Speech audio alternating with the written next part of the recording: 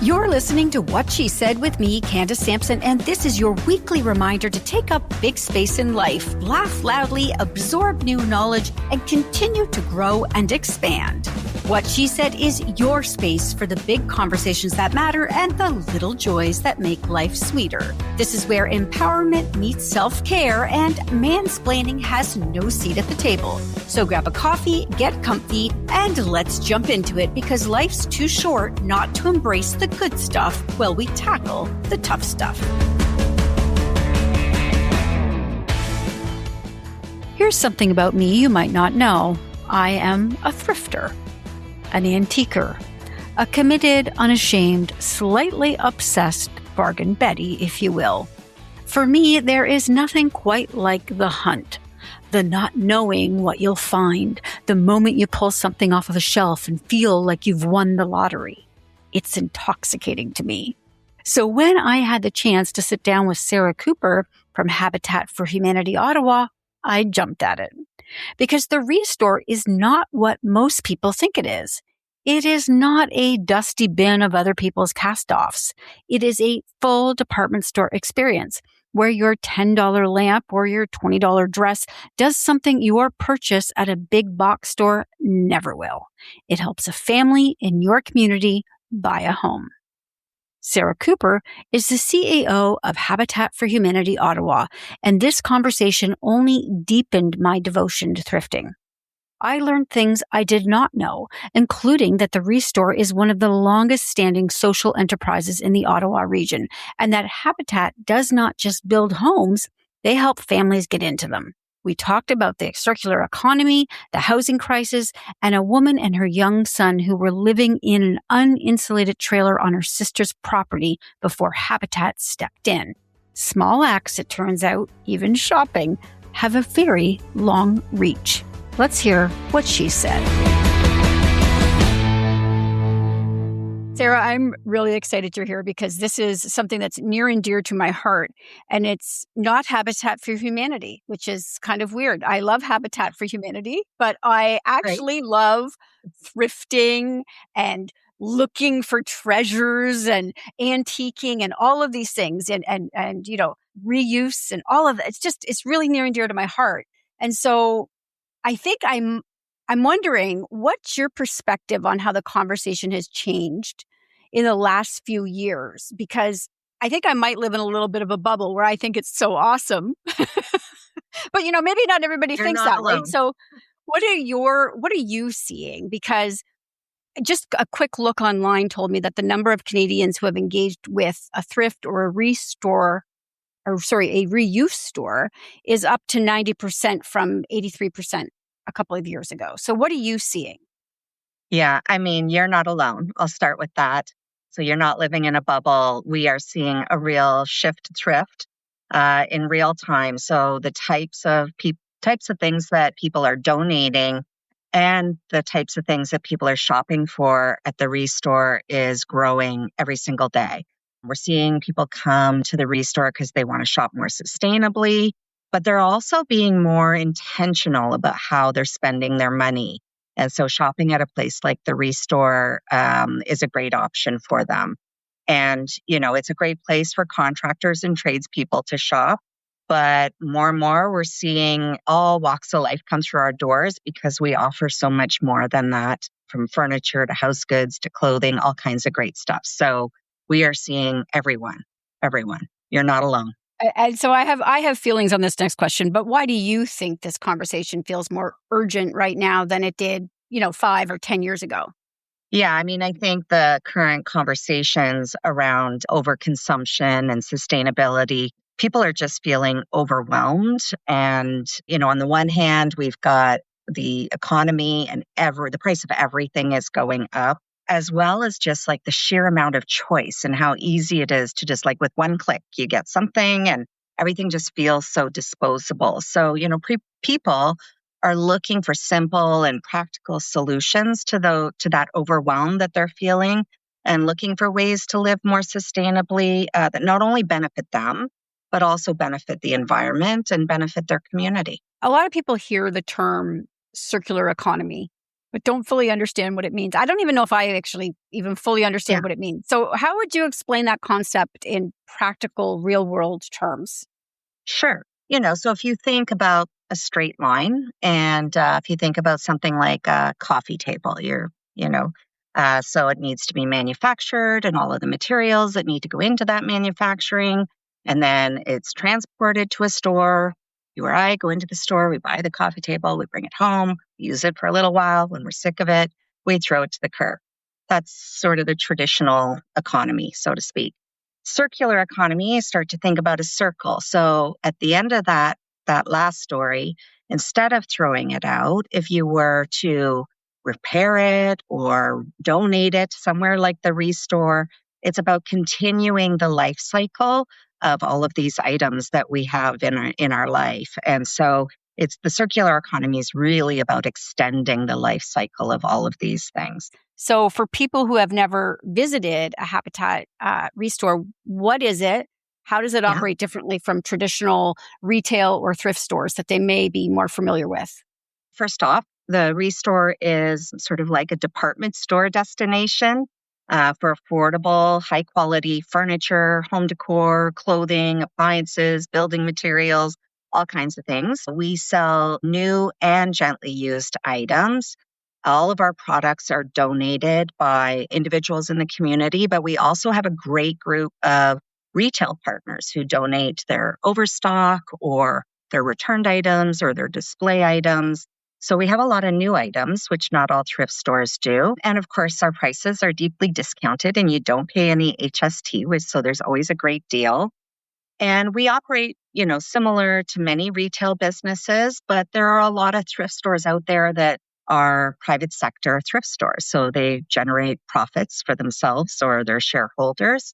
But unlike those traditional retailers, all of the revenue that's generated at the Restore goes to support Habitat for Humanity, helping us to build more affordable homes for people right here in our community. So, one of the things that people may not realize is that Restore is actually a social enterprise. Can you explain what that means? Because I have no idea. What does it mean? So, a social enterprise is a business that's designed to generate revenue. But as I said before, instead of generating revenue for a group of shareholders, it's revenue for a social benefit. So, in our case, the Restore is a social enterprise that's operated by Habitat for Humanity. There are that are across Canada. We're actually one of the longest standing social enterprises in the Ottawa region. We've been around for 30 years, which is a pretty big accomplishment. And, a social enterprise is a fantastic model because, not only provides a benefit to the consumer, but the profits are being reinvested into delivering our mission and making our community better for everyone. I mean, just on a personal note, I think more things should be social enterprises, especially right now with what we're seeing in the economy. It's a Yeah. model that should be modeled more Yes. often Yeah. in things that consumers need, as far as I'm concerned. So, how does the Couldn't agree with you Restore more. so how does the Restore connect directly to Habitat for Humanity's broader mission? So, Habitat works with donors, volunteers, partners to build an affordable path to homeownership, which is, a permanent solution to the housing crisis that we're seeing. And, when you shop at the Restore, you're not only getting a great deal for yourself, but as I mentioned, your dollars are going directly to supporting, helping people in your community access homeownership for themselves and their families. So, whether it's a $100 couch or $15 lamp or a $10 dress, whatever it is you're buying, it sparks a broader change, contributing to building safe and sustainable, stable housing for people in our community. The first time I went into a for Humanity store, I was shocked, actually, by the absolute broad assortment of goods, new goods, especially Yeah. for the home, but also clothing was new, all of those things. So there's a lot of assumptions, I think, about reuse stores. And what are some of the biggest myths that you hear? Yeah, well, I mean, I can take myself as an example. Before I started working with Habitat, I knew of the Restore, but I thought it was for contractors and Yeah. tradespeople, and I'm neither of those. So it never occurred to me to shop there. So that's another, that's one of the myths out there about the Restore. I think the other myth we hear a lot is people assume especially a lot of the people who donate to the Restore, they assume that it's only for the homeowners that we work with. But really, the Restore is for anybody. It's open to the general public, and we have a huge variety of items there, well beyond what contractors and tradespeople might need. So those are the two main myths that we see all the time. I sort of mentioned at the top that when I think of shopping in a reuse store, or, if I'm thrifting or antiquing, it's like a almost primal. It's like this hunter-gatherer thing, this treasure hunt that I'm on. I love it. I get so jacked up doing it. So why do you think people are drawn to that kind of discovery shopping? Yeah, I mean, I think there's something exciting and satisfying about finding that special, unexpected item. And, we're constantly receiving donations every day from the community and our retail partners. So our inventory is constantly changing. So no two visits are the same. And yeah, you're going to find a lot of things that you need for your everyday life and for your home. But you're also going to find those really unique treasures. You're not going to find them anywhere else. There's some antique that's been in somebody's home and they've decided to part with it for whatever reason. And you're not going to find that in the big box retailers. So it's exciting. It's fun. Yeah, I mean, since I went in the first time, like I just keep going now because it's never great. the same store twice, and it is addictive. So, what do you hear from shoppers about why they return again and again? Is it the social give back, or is it that they just keep getting good deals? Yeah. I mean, people love the deals. Like let's be honest, everybody loves a good deal. They love that their purchase supports a broader purpose. And, they love that every visit is different. So it's sort of the combination of all of those things together that keeps bringing people back. And it's kind of a one-stop shop. So like whether you're looking for a couch for your living room, or you're looking for a birthday present for a friend, or new wine glasses for your next dinner party. I don't know about you. Mine always keep getting broken. So it's great. You can It's restock weird at how the that happens. Restore. Yeah. And, or a dress for a new occasion. So there's always, a reason to go and look for whatever it is you're on the hunt for that day. In an ideal world, I think people should go, okay, I want a new couch. But before you go look for it new, at least take, some time and stop at a Habitat for Humanity Restore to see if it's what you want, right? 100%. Yeah. So I'm a bargain Betty, obviously. That's why I go. And so people probably think it's people like me who typically go in. But what are the other sort of shoppers who might surprise people? Yeah, I mean, as our stock diversifies, so do the people who come and shop with us. So, it really runs the gamut from families coming in to, contractors and tradespeople, DIYers, interior designers. We see a lot of those. Young professionals, students, putting together their first home or apartment, seniors. We see everybody. Just the other day, I was at our city center location. I saw a group of teenagers like rummaging through our clothing racks. And so we see everyone. Housing affordability, as we touched on, is sort of a major concern across Canada right now. How does revenue from Restore actually support housing access and stability? Yeah, sure. So, the financial donations, sponsorship, partnerships, and of course, the revenue from the Restores all play a role in funding Habitat's work. And that funding not only helps us build more homes and a pathway to home ownership, but it also helps to support our organization's programs that support those homeowners for the duration of the time that they own those homes. So, in a multitude of ways. So when people shop or donate to the Restore, what impact are they helping create that they might not realize? I mean, they're just shopping. They're not realizing that they're having an impact. Yeah, I mean, that simple act, we were talking earlier about a simple practical solution. So similarly, from an impact perspective, that simple act of shopping or donating goods to the Restore means you're helping not only the environment and by keeping things out of the landfill, but at the same time, you're generating revenue that helps to build more affordable homes. And beyond that, you're helping to create communities where people can put down roots and like live life on their own terms.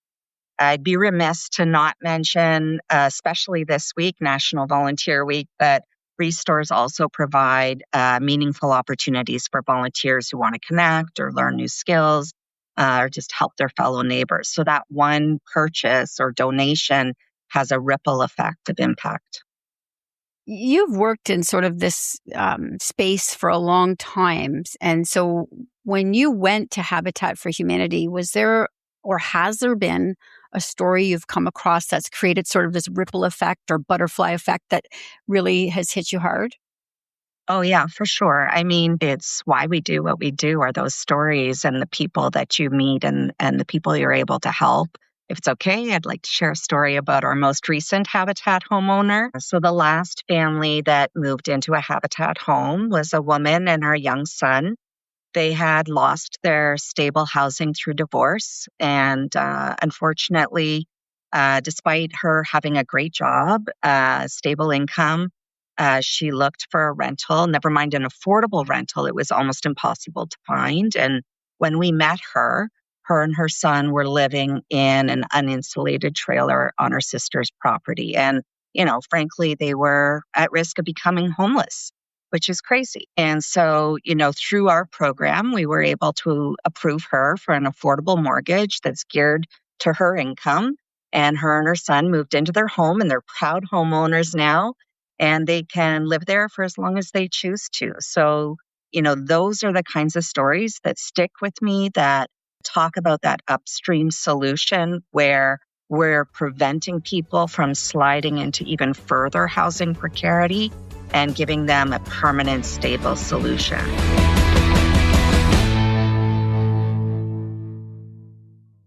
Are your poor communication skills holding you back from being the leader you know you can be?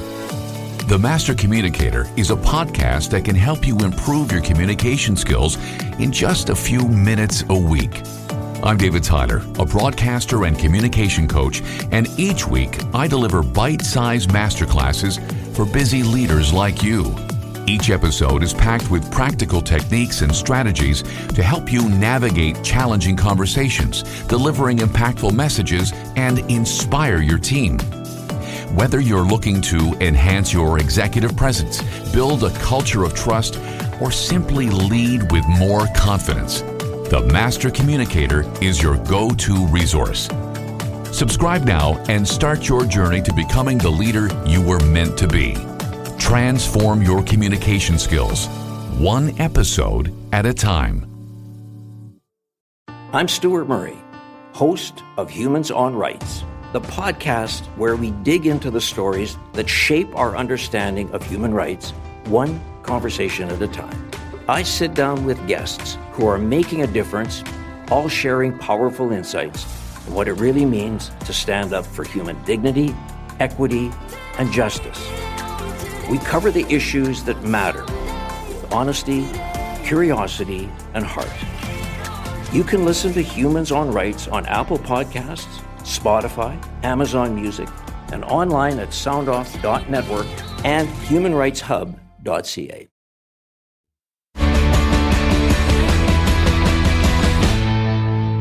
We talk a lot about climate change and sustainability, but sometimes those issues can feel overwhelming or really abstract. So where does reuse fit into practical, everyday climate change? Yeah, I mean, it's that small practical step to being more environmentally conscious, like choosing to shop at the restore. So the next time you're looking to make a purchase for your home or a gift for a loved one or your next DIY or crafting project, you can choose to shop at the restore.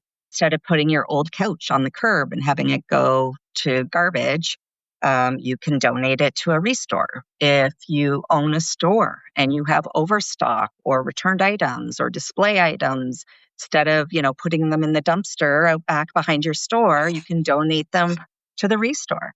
And, if you want to talk about sort of the bigger picture, housing plays a critical role in climate resiliency. So whether we're building habitat homes to be more sustainable or energy efficient so that homeowners are saving on their energy bills, or we're building homes close to public transportation, there's both an environmental and a human impact that comes from supporting affordable homeownership through the restore. So what kind of items or materials are most commonly diverted from landfill? Yeah, I mean, furniture is one of the biggest categories we see, especially from moves and renovations. But we also receive a lot of clothing, home decor, appliances, building materials from our retail partners. So, those larger items are so important. Beyond environmental impact, how do spaces like Restore contribute to community connection or volunteer engagement? I mean, I already imagine you have a lot of high school students getting their volunteer hours, Oh, but yeah. outside of that group, what do you Yeah. see? Yeah, I mean, Habitat volunteers are really at the heart of everything we do. They're on our build sites, they're in our offices, but especially at the Restore, like we could not run those stores without our incredible volunteers. So, not only is the Restore a great place to learn new skills and to help others in your community, it's also a great place to meet people. We have a loneliness epidemic, especially with our senior community. And so we have a lot of seniors that volunteer with us. We have a very young retiree community in Ottawa. And so we benefit from that and have a lot of different volunteers. But also, we run community workshops. So throughout the year, it's a great way to get involved with your community, learn new skills, bring some of your friends, make some new friends. There's actually one coming up on May 28th at our city center location. It's a clothing thrift workshop, and tickets are on sale on our website. But we're going to have a thrift expert come in and teach us all how to put together that perfect thrifting outfit. So should be a good one. One of the things that I notice as I'm getting older, I'm sure you do too, it's just because we just accumulate stuff, right? Yeah. And so Yeah. now all this stuff I've accumulated, I'm looking to actually offload and get rid of and all of those things. And I've always been sort of drawn to this idea of Swedish death cleaning. I don't know if you've heard of it, but it's a terrible name, actually. Terrible name, but it's fascinating because I don't want to leave that burden behind for my kids, right? And so how often do you see estate or even life transition donations come through? Is that common? Yeah. I mean, can I just say same? I think everybody at our stage of life is feeling that time to really unburden ourselves of a lot of the things we've accumulated. And we do see a lot of donations from estates and downsizing and moving.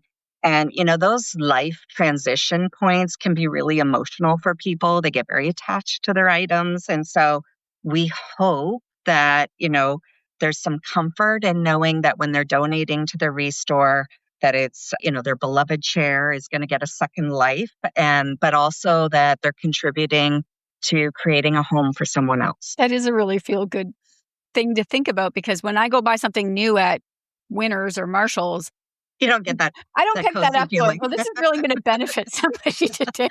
No. But it's so true, right? So for someone who's never stepped inside of a Restore or even a reuse retail environment, where is the best place to start? Yeah, well, we have 3 locations here in Ottawa. So there's one at the train yards, one in Hintonburg, one in Stittsville. I'd say come in with an open mind, browse, take your time, and just see what catches your eye. You can also check us out online at restoregoshop.ca. So if you want to just get an idea of the kinds of things that we carry, it's a great way to sort of check out all of our goods. And I mean, I know we're focused on sort of Ottawa right now, but Restores are across Canada. Yeah. Correct? Yeah. So, where do they go to find a store in their area? Yeah. They're across North America, and actually the first Restore was opened in Canada and in Winnipeg. So they're all over Canada. Just about any major city or town that you go to has a Restore. But if they want to find a location, where would they go? They can go on to Habitat Canada's website, and they have all of the locations listed there. Are there particular items that tend to offer the biggest value or surprise shoppers? Last time I was in, I saw this absolutely massive tub. I mean, I was shocked to see it. I've never seen a tub in a reuse store before. So what other things, might people expect? Yeah, I mean, I think what I hear most often are people who are shocked at the variety of things that we have available. And again, like I think you mentioned, you were surprised to see that we have new items as well, that are sold at a fraction of the retail price, especially clothing. And it's that combination of value and selection that keeps people coming back. And I would say also our incredible staff and volunteers keeps them coming back too. But it's really about that variety. So how can people support reuse culture even if they aren't renovating Yeah. or furnishing a home, or they may not have something to donate right now. Yeah. So, I mean, if they're donating and the next time you're decluttering, we all have stuff, you know, instead of throwing it away, you can donate it to the restore. We have a list of items that we accept on our website, so it's easy to check if whatever it is you're decluttering might be a great donation to a restore. And again, we don't just carry construction and furniture and whatnot. So if you're going through your kitchen cupboards and you've got extra mugs or whatever, those are great donations. And I would say also by shopping at the restore. So again, you don't need to be renovating or furnishing a home. We have clothing, we have art, we have sporting goods, barbecues. We have all kinds of things that Party you use decorations. in every. You Yeah, literally have yes, everything. yeah, toys for kids, all kinds Yeah. of stuff. So if you could shift one mindset Canadians have about consumption or waste, what would it be? Well, I would start by saying new isn't always better. Gently used doesn't mean it's lesser quality. Sometimes it's even better quality. I myself have stopped buying dressers for everyone in my family from big box stores because they just fall apart. And I've gone to buying older, solid wood, good furniture that stands the test of time. I would also say that, small acts like we've talked about can lead to collective big change. So whether it's deciding to go to the restore instead of a traditional retailer, the next time you want something from your home, or donating your home goods, or making a cash donation to Habitat, like all of those small acts lead to a broader impact. So you've been in this space now for 2 years, Yep. roughly? So Yep. what has working in this space taught you personally about what people truly need, not just materially as well? Yeah. I mean, what people really need is stability, security, community, and, that really starts with a home. And so for people in Ottawa who are currently stuck in an endless cycle of changing rents or overcrowded spaces, a Habitat home provides that stability and security that people need to put down roots and gain that peace of mind that allows them to focus on succeeding in school or advancing their career or just simply feeling safe at night. So, working in this space has also taught me that when we work together, we can build a better community for all of us. And that's easily a reality. I want to do a little lightning round. Are you up for it? Sure. Yep. Hit me. Okay. What's the most surprising item that has ever been donated to the restore? Gosh, we get all kinds of things, but lately I can tell you I have seen a ballet bar come through our doors, a table that is especially made for crafting guitars, and a saxophone. All things you might not suspect you could find at the restore. But again, it's that diversity of items that we have that is often the big surprise for people.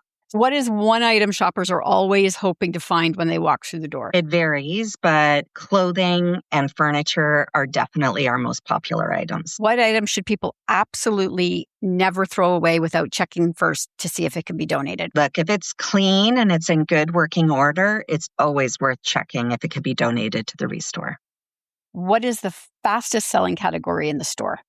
Our new tools, our new hardware, and our seasonal goods donated by our retail partners. What is one item people don't donate because they think it has no value, but it actually does? Honestly, like everything has value. So, there's items that people think aren't worth much. Like, I mentioned earlier, the coffee mug, but they get sold at the restore. So always check. What is the best tip for someone visiting a restore for the very first time? Take your time because there's so much to see. So just take your time, a lot of time. What day or time gives shoppers the best chance of finding great inventory? So inventory changes all the time. So really any day, any time is a good time to visit the restore. There's always something new coming through our doors. Like honestly, our inventory changes hourly. We get new donations coming in the back all the time. So the best bet is just frequency. Come a lot. What donation makes the biggest impact on supporting Habitat's housing mission? It's going to be cash. It's got to be cash. Cash is always good. And you can donate at any of our restores at the cash register. So we always appreciate those cash donations. But our top sellers are furniture, appliances, tools, and home decor. What item, because this is a big one, what item do staff or volunteers secretly get excited to see come through the doors? Well, it depends on the person. Our staff are as diverse as the products that we have. Personally, I'm a shoe fanatic, so I'm always checking out the shoe selection. Give me one sentence. Why should someone visit the Restore this month? It's a good deal for you, your community, and the environment. Sara, thank you so much for joining me today. I hope people sort of understand now a little bit more about the Restore. I think they might sort of try to group it in with other categories, similar categories, but it really is a bit of a standalone, I think. It is. Yeah. It's really a department store. So, most thrift stores specialize in one particular item, whereas at the Restores, we have all of it. So it's a one-stop shop for all of your thrifting needs. Okay. I think we're going to have you back because I do want to go deeper into more of the Habitat, the housing side of it, because you brought up some very interesting things that, again, I had no idea about. So we'll come back to that another time. But thank you for joining me today. Thanks for having me on, Candace. It's a pleasure.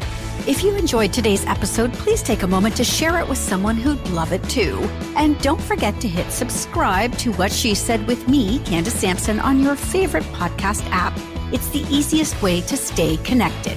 Want more? Sign up for my newsletter at whatshesaidtalk.com to get all the latest updates, and let's keep the conversation going on social. You can find What She Said on Facebook and Instagram, and you'll find me on Threads, TikTok, and Blue Sky at Candace Said. Thanks for listening, and I'll see you next week. Hi, I'm Avery Kendall, the Declutter Queen. If you've ever looked around your home and thought, how did it get like this? You're not alone. But decluttering isn't just about getting rid of stuff. It's about letting go of what's weighing you down, physically, emotionally, and mentally. On the Declutter Queen podcast, I share real-life strategies, honest conversations, and simple systems to help you clear the chaos and create space for what actually matters. No perfection, no pressure, just progress, one drawer, one decision, one mindset shift at a time. So if you're ready to reclaim your space, your time, and your peace of mind, come join me in the kingdom. The Declutter Queen is available on Apple Podcasts, Spotify, Amazon Music, TrueFans, and at thedeclutterqueen.ca. Hi, I'm Marianne Weisenthal, host of the LifeSpeak podcast, a show where we dive into real conversations about mental health, resilience, and navigating life's everyday challenges. Each episode, I sit down with leading experts in health, work, and wellness to unpack big topics like burnout, parenting, leadership, anxiety, and personal growth. My guests share their own stories of struggle and resilience, and together we keep it honest, relatable, and practical. Whether you're looking for fresh perspectives or just a moment to feel seen and supported, you'll find it on the LifeSpeak podcast. Another Sound Off Media Company podcast.